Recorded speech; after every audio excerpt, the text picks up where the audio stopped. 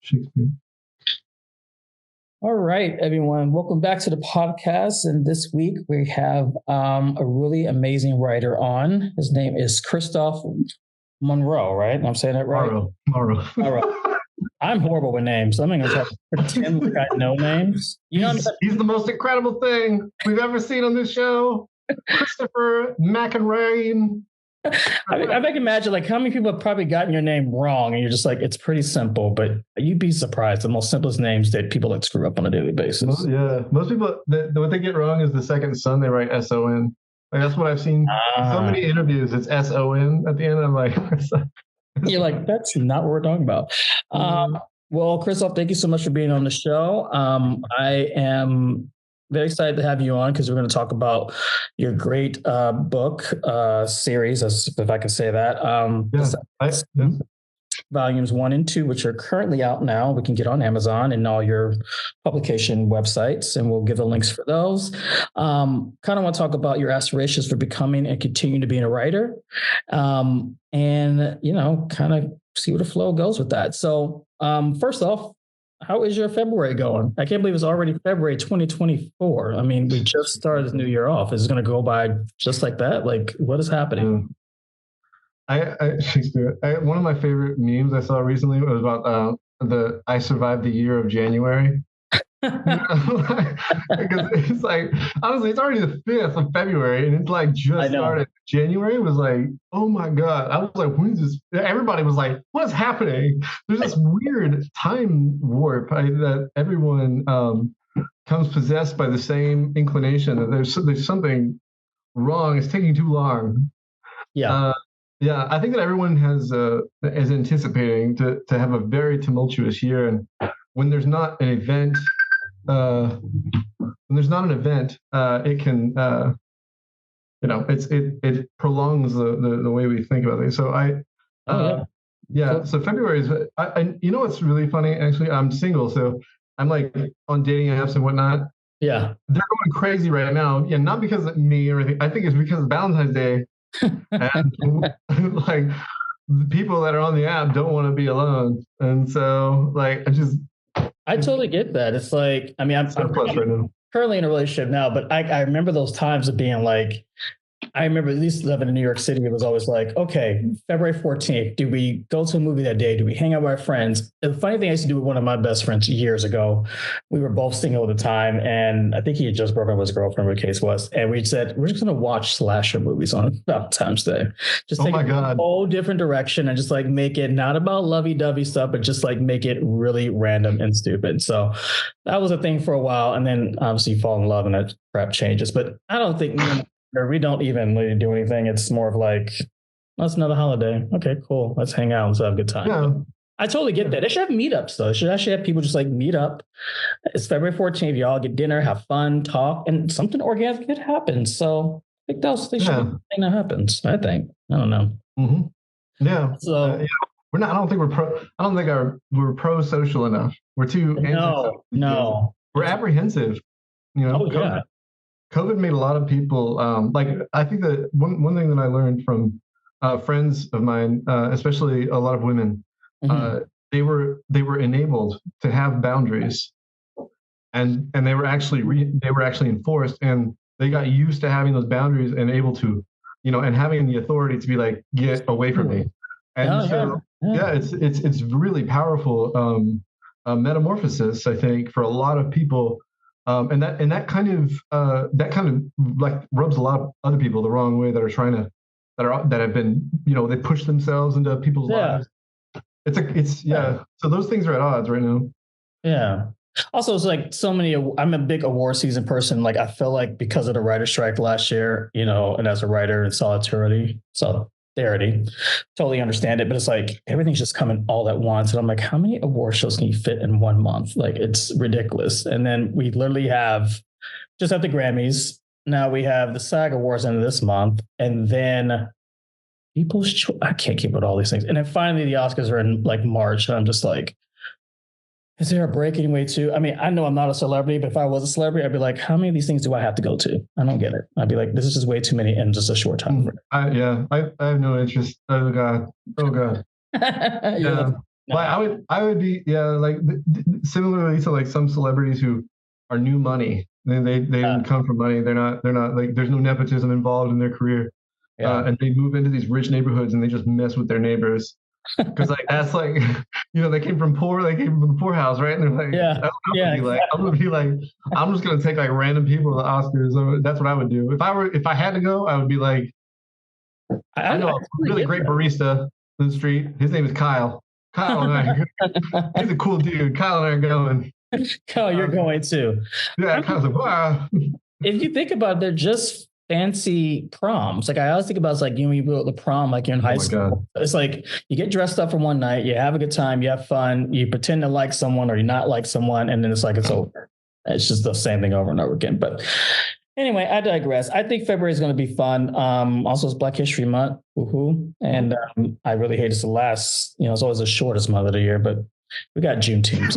Isn't that indicative of the whole personality around? Yeah, I know. No, you get the short month of the state of right of all the month, and then every 4 years you get an extra day, which happens to be this year. So, woohoo, we get an extra day. That's amazing. Yeah. So, it's crazy, but I'm looking forward to it. So, looking forward to spring. Obviously, being in New York City, it's been great weather, but not the best. But then also we haven't had snow, which is weird. So, maybe spring would be amazing, or we get a snowstorm in April or May. I don't really know. Global warming thing now. Who freaking knows? Get used to weird. Oh, well, at least I'm not in Michigan or anywhere near a lake. Oh, man. Is that where you grew up?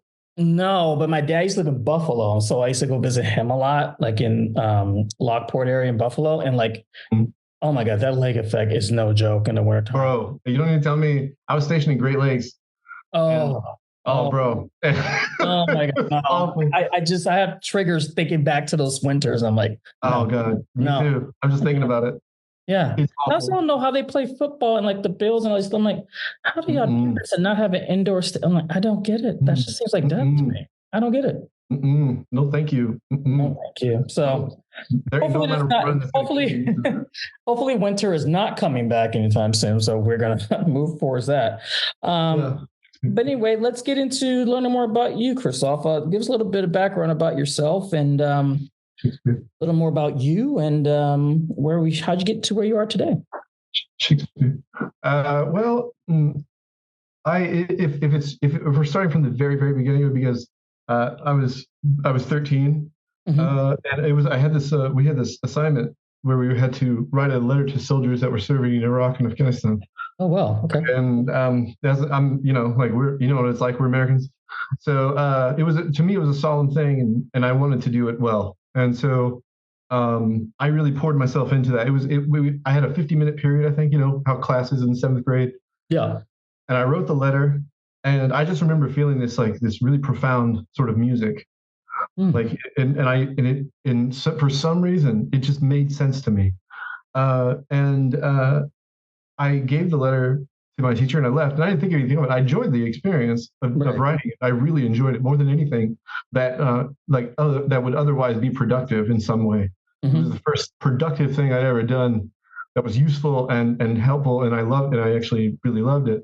Well, later that day, I was swarmed by a bunch of kids at lunch who said that the teacher had been reading it to every class and how beautiful it was. And even a kid that hated me said it was good. And I was like, aha. Yeah. And I was like, there's something to this. There's something to this. Yeah. So I went, my teacher, when she approached me in the hallway later that day, she was like, oh my God, Kristof, this is amazing. We have to publish this in the newspaper. Is that okay? And like, you wrote such a beautiful letter. And I didn't write anymore until I joined the Navy, Shakespeare. And I was encouraged by a friend named Mike Buchek. I served with him. He was a corpsman also, we're medics. And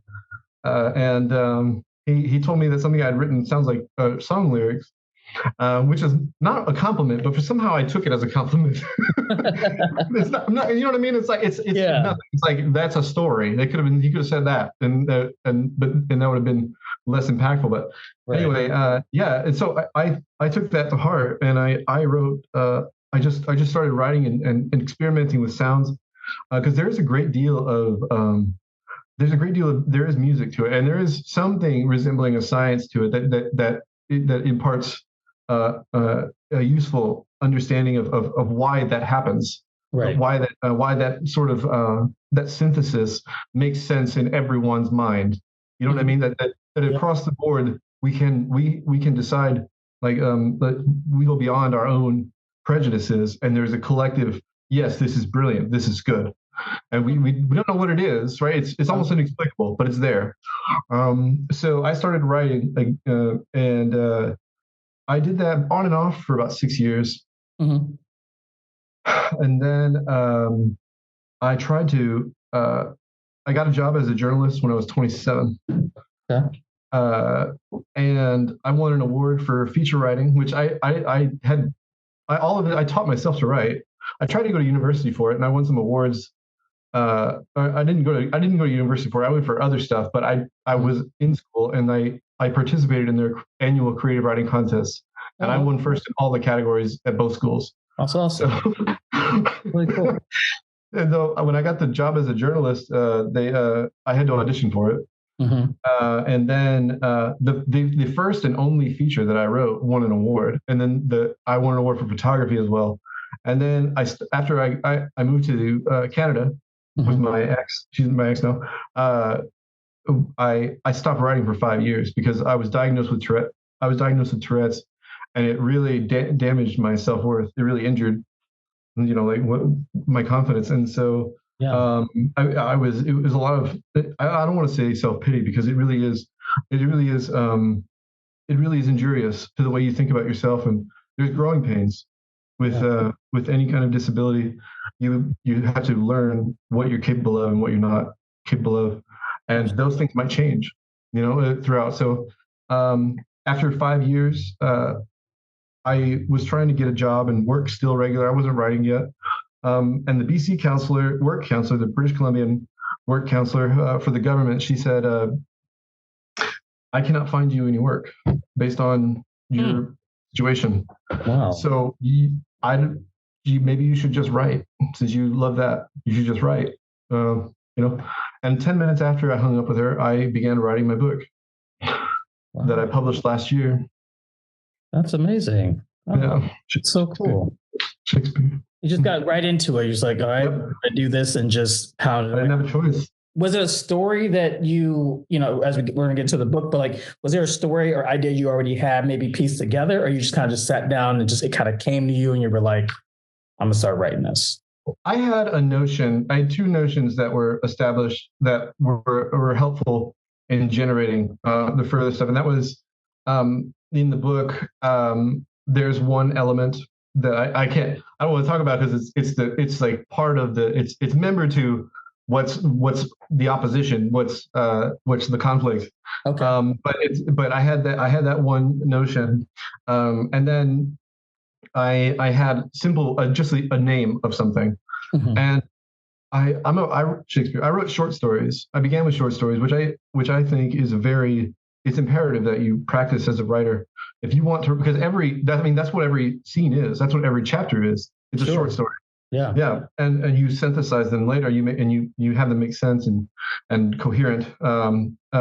Yeah, and so I studied a lot of Hemingway early on, and he helped me learn how to write more lean, which is an important quality because people can be rather verbose because they underestimate what the reader is capable of extracting, like what's that called, extrapolating without all the information.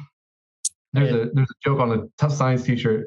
There's two kinds of people: those who can extrapolate from incomplete data, and Yeah. then the shirt ends, and those who can't. That's the other answer. And those who can, but it It's doesn't say almost that. like, yeah, it's almost like you're kind of like trying to read your audience, but then you also don't, I guess I try to don't want to dumb down your audience, but Yeah, that's right. you That's kind right. of have that Yeah. balance of that. I get that. Yeah, there is a very unhealthy prejudice towards readers, Hmm. and I think that, I mean, the reason why you look at the writing from back in the day, and how complex it is. Yeah. Versus now, I mean, it's not that people were more educated. It's just that they were more practiced, and I can demonstrate that myself.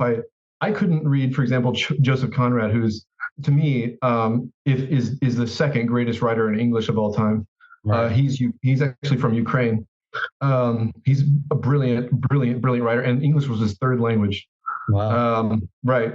So, and Shakespeare, of course, is number one, and I don't imagine anyone ever going to top that. But I couldn't read Joseph Conrad.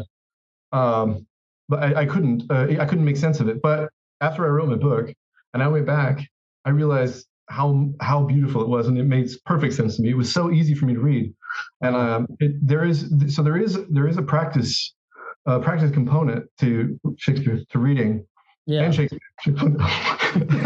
I don't know. I still can't get through Shakespeare sometimes, but I know. I need a guide. I mean, I know it's a foundation for a lot of stuff we do, and God, obviously one of the greatest writers ever. But it's like some of the themes, I'm just like, what? Yeah, I'm with you.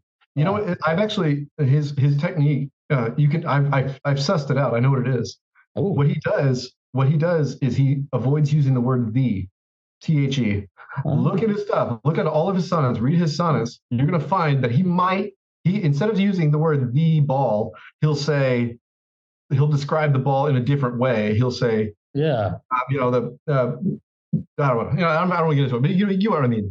Yeah. That's kind of cool. I didn't know. Cool. It's really interesting. And you can produce Shakespearean prose just by avoiding using the word the and then finding another way to describe what you're saying. So short story development is critical to understanding what's the larger thing. So like George R. R. Martin did Game of Thrones, right? Yeah. His structure is actually is excellent. He did the first 3 chapters. It's 3 different people, like 3 different groups of people in 3 different parts of the world, and then you find out how those are connected. Well, I did that same structure. I said the first 3 chapters are 3 different groups of people, 3 different parts of the world, and then you find a way to marry them in terms of the plot and in consequence. And it's actually very, very, very helpful to do it that way, because you then have some foundation. So you write separate short stories, find a way to bring them together, and it's very helpful. Very impactful, like you said, because I do remember I only got to maybe Storm of Swords, probably the only other book I read, but I do remember even when I watched a TV show and thinking back to what he was doing, it was very impactful when you see these great characters that you talk about from different places in the story when they met for the first time. Very impactful. It's like you watch the show so many seasons, you're like, oh yeah, I know Jon Snow, I know Daenerys, I know Lannister, but then when you actually see them together for the first time, it really stirs you. It really stirs you. Yeah. So I know exactly. Shakespeare. I actually finished my 3rd volume this morning. I did the first draft of the 3rd. Volume 3 is the first draft is done. Okay. So I'm going to go back and I have to fatten some of the chapters up a little bit. The rewriting process is going to be much more efficient because I'm a better writer than I was a year ago. Sure. When I published the first 2 volumes. So writing for me, the most is having a mission statement. It's really funny because it's a corporate speak, right? We talk about mission statements and but it really does inform everything that you do and everything and in your approach. What I like to describe, for example, the narrator of your story, the way that they react to the characters determines a lot about what the reader is going to think also. So if the narrator is saying that this person is vile, they're going to think this person is vile, right? And so because the narrator there's some purpose behind that prejudice. However, I like to describe that what's necessary is that unless the narrator is some critical part of the story and their personality, and they have to have a personality, they should otherwise have the perfume of compassion. Does that make sense? Yeah, you see? I get that. Yeah. And so in that sense, it really allows the reader to have a more well-rounded view of everyone and a more nuanced view, which is critical, I think, for everybody to do towards one another and towards media just in general. So that's yeah, that's it. Oh, that's really amazing. And then, we talk about your aspirations for being and continue being a writer. And obviously getting your story out. And we got, like I said, you got Volume 3 coming up. Let's do a deep dive into The Second Son, without giving too much away, for our audience, but a little bit about Volume 1 and Volume 2. Kind of what are the major themes that a reader can kind of look at going into this story, or some of the themes you maybe want the reader to come away from with it? Well, you'll notice straight away in the first chapter that there's a paradise. There's a literal paradise. And similarly to like elves in a kind of sense, the people there live for thousands of years, right? They're now, but the thing is that when these people, their first mortal form, their human form, when it's near death, they bury themselves with the seed of a plant or a tree, whatever, and then when they come to life, they come back immediately as the fully grown version of that thing. Okay. And so. What it's meant to be an allegory for is the way that right now, financially, we have the older generations who have a great deal of wealth, and finance, and they have comfort, and that whoever is in their graces and can and benefit from that, they live and survive on that, because otherwise, young people are not making enough money to survive, and we're not making enough to like buy homes. No. And to like and to pay medical bills, and so all of these things, because the boomers are now in their 60s, 65. They have Medicaid or whatever. They have you care for the elderly, you aid them. Okay, so Medicare, they have Medicare, and so they get discounts, and we're talking about every business gives senior discounts these days. Oh my God. It makes me want to be an old person. I know that sounds crazy to say, but I'm like, yeah. And did you hear like the University of Michigan or whatever? They were providing $15 credit courses for seniors. Yeah. And people were like, wait a minute, are you kidding me? And so it's really that paradise is meant to be that. It's meant to demonstrate that dynamic. And then everyone else outside of that paradise is living in a kind of Game of Thrones type world where it's like really cruel and and full of it's full of strife and violence and a lot of discomfort is the least of that. So yeah, it's. That's amazing. And then we talked a little bit about or I mentioned a little about world building. We talk about Game of Thrones and some of the shows like Lord of the Rings and Star Wars, any of these great fantasies, Harry Potter, all of them. How do you find success, or how do you feel you succeed when it comes to world building? How do you stay on task with that, and how do you keep yourself really, I don't want to say get lost, but kind of keep a concrete kind of structure as you go through creating this ultimate world that you're building, in your stories? There's two things that I try to do. The one thing that I think is most relevant to world building is a lot of people try to go like thousands of years back to explain the present, but I think that readers just generally, they don't care about that. They want to know how it affects what we're looking at now. Oftentimes, like they really just they're really committed and they're wed to that idea, which is, I think, an important quality just in humans in general. That there's a whole reason why history repeats itself is because everybody's like, we're dealing with this right now. It's different from that. So having that's an important mindset to at least entertain when you go to write something that is world building. Why is it relevant to the now? Right. And the other thing is, people often feel like they need to. It's like submitting evidence. They act like it's like if they had to argue it before a court, they what I mean. They have they have everything lined up. Yeah. It's not really about that. History is often romanticized. There's so many qualities that make it, and that's what humans are not connecting with the notion that it's true, like in a literal sense. Right. We often see like even the why, if it's false, it still affects today. You know what I mean? There's so many things in history, like so many incidences in history where something that's not like Catherine the Great. They said that she had sex with horses, Oh Like God. she did not. She did not. But it still exists. They made that rumor up hundreds of years ago. They Jeez. still believe that. They still like that is a widespread sort of misapprehension. It's not true. Right. But that's my point. It colored like the entire her whole approach to like developing a more modern progressive Russia.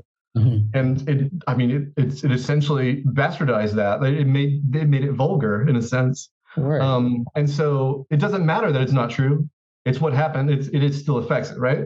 And Yeah. so that's an important thing to remember. Um, the most, but the most important quality is that you're fair in to all the groups involved. Mm. So a lot of people think like you can issue prejudice, and it like ennobles you as a narrator. It does not. You need to understand like if someone is behaving a certain way, you understand why, and you can't like if they're evil, why are they evil?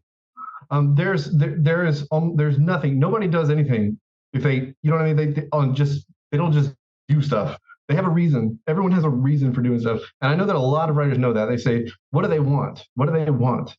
That's part of Yeah. it. That's part of it. That's only part of the equation. Is what do they don't want, and what are they afraid of? And there's so many other qualities that determine ultimately their behavior. Um, I totally and get that. I think of that when I think of, I'm a big comic book nerd, and you struck something on me where it's like, I think of the Joker and Batman and how Mhm. they have this whole similarity of, I think Batman's a sociopath, but I get Mhm. arguments about that, but I think he is. But I think when it comes to the Joker, you think about the relationship, it's what you're saying. Like, I know he's an evil person, but why is he evil? And a lot Mhm. of it is that he likes to torture Batman. And he knows Batman has limitations. He understands what the limitations are, but he pushes Mhm. the boundaries because he knows, A, Batman's not going to kill him, for one. And number two, it's kind of like a mind game he goes through. It's almost like when I look back at Christopher Nolan's version of The Dark Knight, it's like he just, obviously Heath Ledger did an amazing job, but it's like this character just cared about just pure chaos, didn't care Mhm. about life or death. It was just causing havoc and chaos any Mhm. way and everything possible. Mhm. And the root of that was that it was just to piss off your adversary. And at the end of the day, people always argue about this a lot. It's that Batman and the Joker are truly friends. And you don't want to believe that because it's a villain and a hero. But in reality, one can't really live without the other.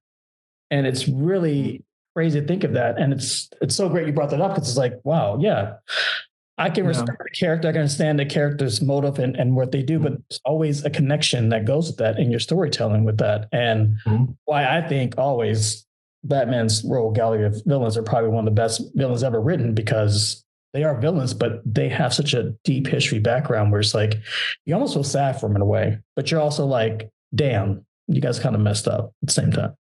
Mhm. Yeah. Yeah. It's I think in your mind, whenever you go to develop a character, you have to imagine a planetary system, like a system. Mhm.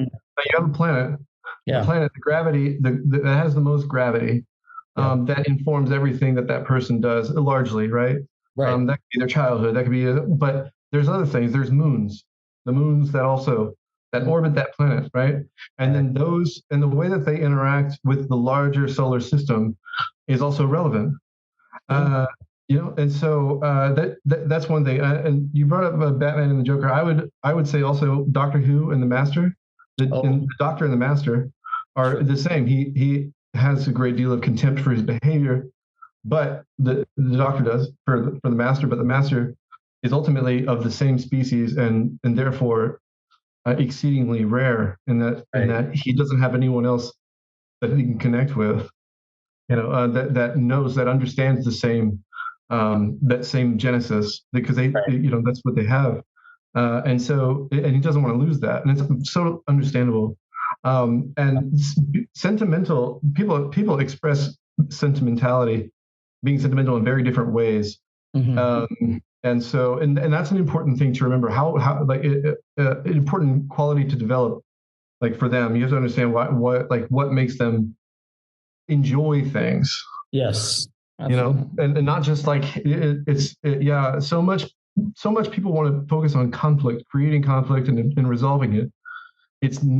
I mean, it's also about the expression of love, and where does that come from, and for each character, and yeah, and how is it relevant to the plot?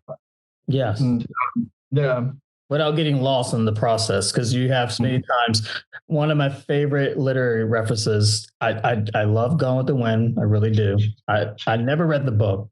I should, but I only watched the movie. One of the things I've read. Well, very long, but I remember it was one of my English lit classes. My teacher was a very great teacher. I forgot his name, Mr. Foster, I think it was. And he says one of the reasons Gone with the Wind is a horrible book. And I never thought I'd let teachers say this. I kid you not. We were sitting in class like, oh man, what? Yeah. Oh, okay. And so I'm intensely listening. He goes, the problem is, and what we, as a writer, or anyone who's a writer, anyone knows about storytelling, he says your character develops. They either have a beginning and end, and they have a resolution, or whatever the case that may be, their journey, or as they say, a hero's journey. And Scarlett, the main character, she literally is the same character from the beginning of the story to the end.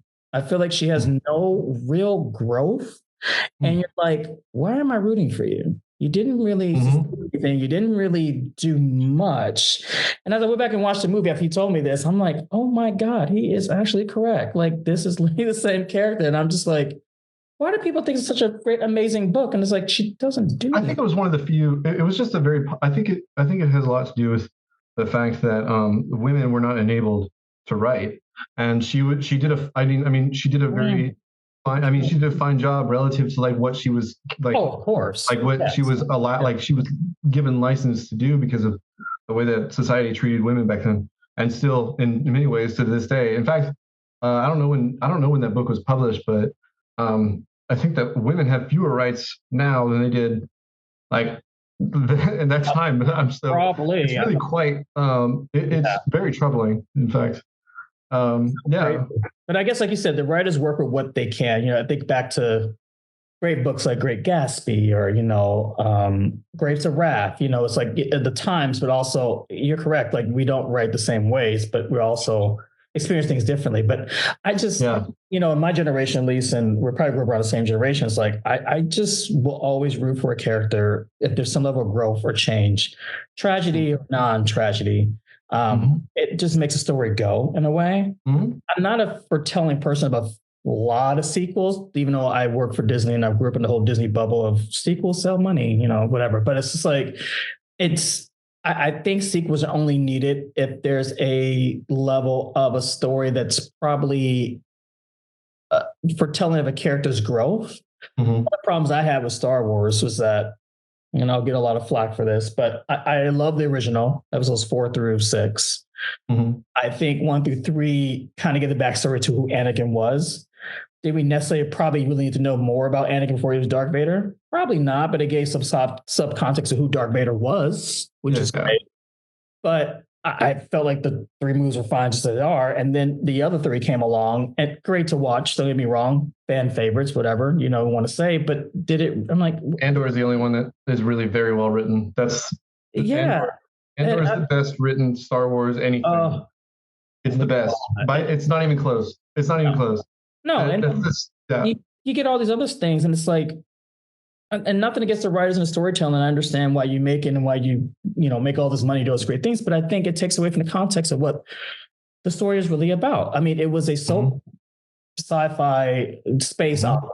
You want to look at it that way. That's what it was. It really was based off a Greek mythology of a father and son. I mean, about the whole ideology of father and son and this build. Inheriting evil. Yeah, in the beginning. But then it went to a whole notions. It went to a whole tangent afterwards, and I'm like, okay, sure, it was fun to watch, but I'm like, what did we really get out of this?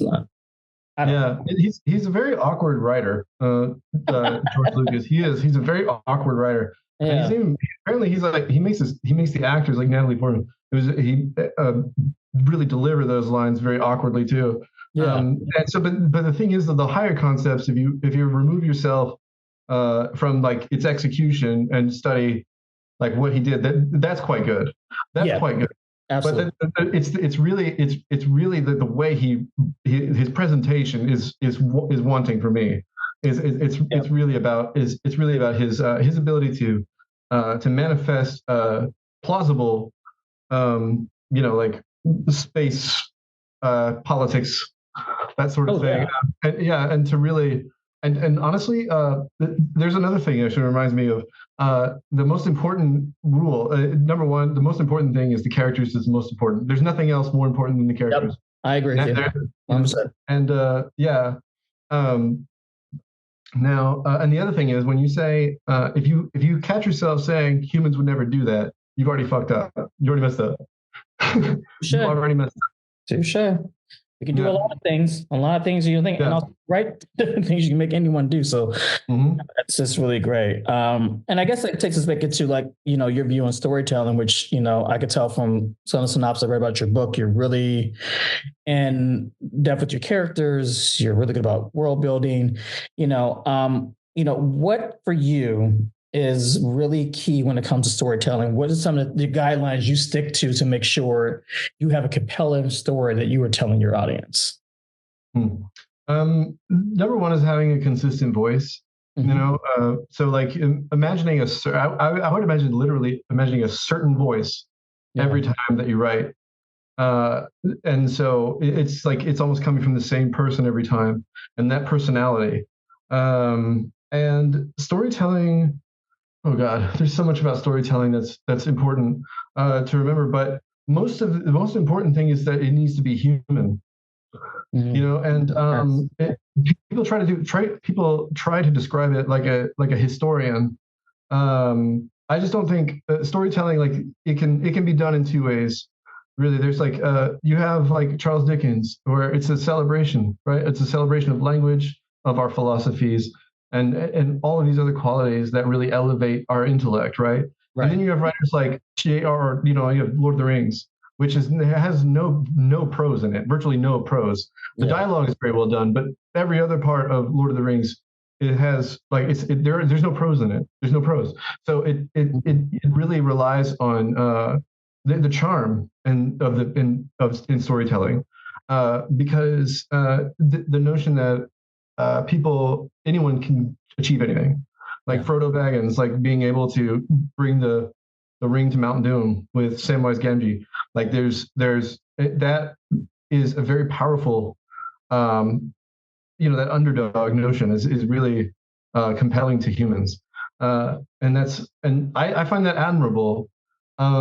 So like what ennobles us, and what really shaves away or wholly extricates our virtue, or the appearance of virtue, is Mhm. also like a large part of it. So yeah, I mean, it's really about character building. Is the characters is the storytelling. The characters are the storytelling. That's it. No, No, that's really great. No, I love that. Um, and then do you ever find yourself ever writing a character? Because I've done this multiple times. Really writing a character that kind of shows a reflection of yourself, or oh maybe yeah. something that you've done, or that you look back and you're kind of maybe proud about that aspect of something that happened in your life, or anything you're telling. Like, is there any, okay, actually, are there any characters that are kind of maybe close related to who you are as a person, or you kind of diverge that into different characters throughout your storytelling? I think that every the most extreme, like we were talking about the planets, the Mm-hmm. most extreme element of your personality is going to present itself the most often. And so if you have an understanding of that extreme, that's what you're going to impart. Like that's the part that's what you need to really allow like yourself to explore. A lot of people don't want to explore like truly wicked notions in their head. They because they're not wicked. They're not a wicked person, but we've all had wicked thoughts at some point in our lives. Oh You know, yes. Yes. yeah, and so that is something that you can't really shy away from, because it's important to make not just plausible, but like it's I wrote that we write we bring writers write prose and circumstance, and we dress truth in prose and circumstance because we want people to not only know the truth but admire it. Mm. Wow, that's You good. know, yeah. So Shakespeare, it's directly, yeah, it's really Shakespeare. Shakespeare. No, I lost my train of thought. Took you off to a whole different tangent. And you're like, Yeah, wait. yeah. No, it's pieces of yourself. Oh, right. The pieces of yourself. Yeah. And so, yeah, they really people try to refrain or try but you can't do that. You Yeah. can't do that because that's the part that needs. So if that part leaves you, you need to let it run away from you. Mm. So like once you got that character, you let them leave your body, and they run off with part of your soul, and they are no longer under your agency. Wow. That's an important thing. The characters write the story. Yeah. After a certain point, the reality that you've constructed, uh, if it's consistent and the characters are faithful to their own personality, Mhm. um, given the circumstances allow it, then you're going to have a story that develops itself because Yeah. you'll realize the character would do that. What would someone like this do next? Yeah. You know, Wow. yeah, and and the way that how would they interact with people like in this. And so it's really about starting very simply, and just and and really exploring each scene in that same way, and then the development is really what's happening in between. The growth is like we explore from whenever there's violence that happens, the character's not really growing in that moment. No. What's happening is it's a manifestation of that growth. It's a Sure. manifestation of the personality, and then the middle part is when they reflect. When we all reflect between the moments of contention or glory. Those moments are when the writer needs to explore what just happened, mentally, Yeah. That's really cool. and yeah, and then allow the world to interact with that, Yeah. uh, in back is a consequence. No, that's amazing. And lastly, are you having any book tours going on, or is there anything coming up on your roster for the year? You got another book coming out, so I don't know if you're gearing up for that or you're teasing No, people. you know, I feel like I feel like if there's a slingshot, if there's a metaphorical slingshot, it's been pulled all the way back. Yeah. You know what I'm saying? So I'm not really can't be stretched too much further without something giving and there Uh-huh. being some kind of exposure. I've gone viral a couple times on TikTok, and that has brought me an extraordinary amount of readers, like relative to, what a lot of people experience Shakespeare in the first year of publishing a book.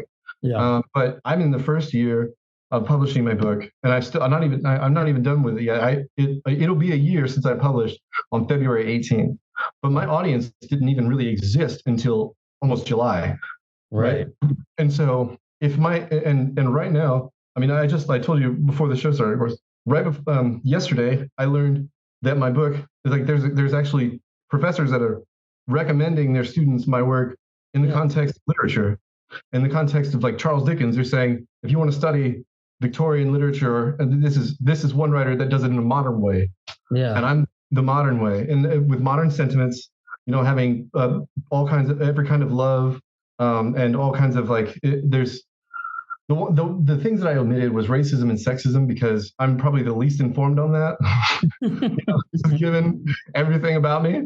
You're like, here's I my really 2 cents, and everybody's like, sit down, Kristof. Yeah, yeah, and so yeah, it's not helpful for me to include myself in that conversation. Yeah.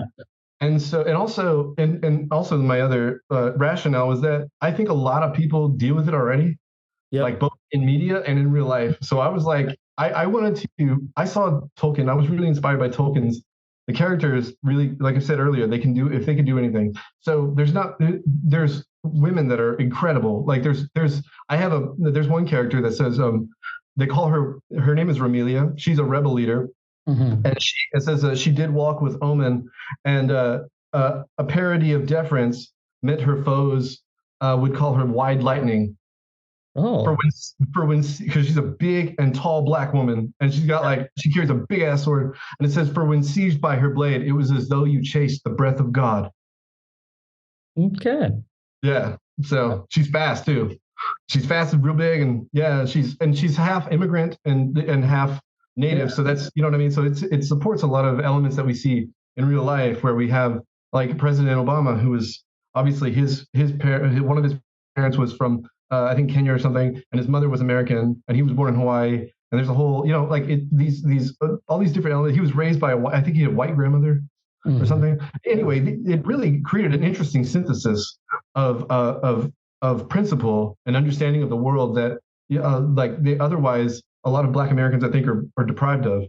And so it's really it was really important, I think, for me to make what I know relevant, rather than trying to impart something that I don't have any true experience in. I love that. And speaking of Obama, I read his book, one of the books I actually finished, and my God, such a great, amazing book that he wrote. He's a great writer. Yeah, he's just, and the funny thing is, as I read it, I just kept hearing his voice, even though you probably get the audio of him actually doing it. But I'm like, just reading it, I can just hear his voice the whole entire time. And I'm just like, amazing. So technically, it's only half of it, which is only his first 4 years of presidency. And I'm like, wait, he has more to talk about? I'm like, oh my God. So people don't realize either. Since it's Black History Month, Dr. King is actually one of the best writers I can name. Like, truly. Truly. Like, honestly, he's brilliant. He was truly brilliant as a writer. Honestly, brilliant. Like, it's crazy. Yeah. No, I love that. Okay, well, that's good. Well, like I said, I'm going to be rooting for you. And, obviously we'll keep an eye on what happens, and we'll be looking forward to volume 3. Now, do you have in your mind, and maybe this is a insider secret, but do you have a mindset of how you would like to end it, or you have certain... that's all done. Yeah, I've got all that planned. Okay. Yeah, that was really important to me too, also because Game of Thrones really let a lot of people down. And it really damaged the genre's credibility, I think. He really did an excellent job raising his profile. Yeah. And at the end, it was like he shot it in the head. It was like he raised up this giant statue, and then he's like, and then it was just, I just don't. I would think at some point he would have finished the last, 2 books or left. I don't know. I'm like, I don't know. I've written in the last, since October 2021. Yeah, I've written like 600,000 words. Jeez.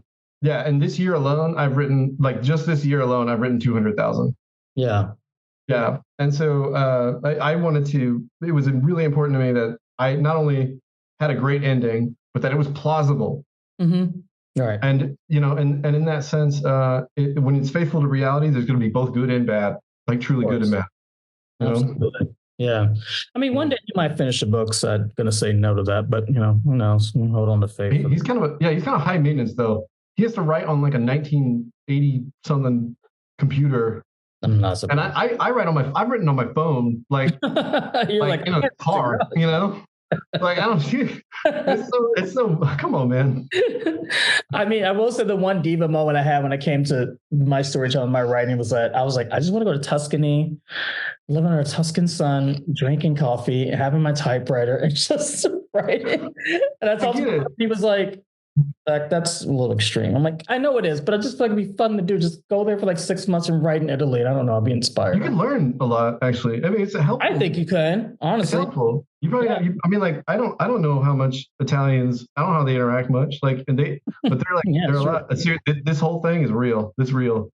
I learned that from my Italian friend. I was like, why do y'all do this all? Like, why you talk with your hands all the time? And it's like, it's a thing. It's insane. But so on my bucket list, I still have time, so we'll see.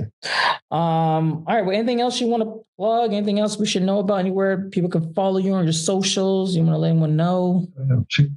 If you Google Kristof Morrow, I have actually some really extraordinary, lovely friends now who have been helping me set up website, like my own website, KristofMorrow.com. Yeah, it's not. I don't think it's ready yet. But they're doing everything for me, and they have a great deal of faith in my work. In fact, I'm here right now because of someone, a patron. Actually, I'm at a hotel on Vancouver Island to get away to finish my work in a sort of refuge. And I'm going to be here for a month. They paid for a month for me to stay here, and it's really Yeah. So I'm Shakespeare. Yeah, they have a great deal. They have some very outrageous, flattering views of what I've done so far, and what I've produced in volume 3 also. And so I'm really encouraged by that. But if you go to Google, just type in Kristof Morrow, you'll find all my social media. Like my picture will be right up top. You'll see my face, and because Google knows who I am now. I'm no longer anonymous. That's like kind it's of not amazing. just Your name pops up. You're like the top 1,000 searches when it comes up with your name now. I mean, that's kind of a good thing, right? Yeah, it's like like how it's not just like links anymore. It actually has Kristof, like Google says Kristof Morrow, author, picture. Like they just with like. Love that. It's really fun. It's amazing. It's so helpful. Are you going to be able to explore while you're there in Vancouver? You can go to like the Whistler. You can try to explore the city. I mean, have you been to Vancouver before? I live in Shakespeare. I live in Vancouver on the mainland. Okay. I'm on the island right now. Actually, I'm like right next. I'm right on the water. It's probably even more beautiful. Probably this time of year. It's probably cold, but still. No. It's actually the thing is, like you said, you didn't have snow in New York. Yeah. It's like way too warm here right now. Really? It is like, it's unseasonably warm, and they're like, "Oh my god, this is supposed to be our off season." They're like, "Okay, that's not happening."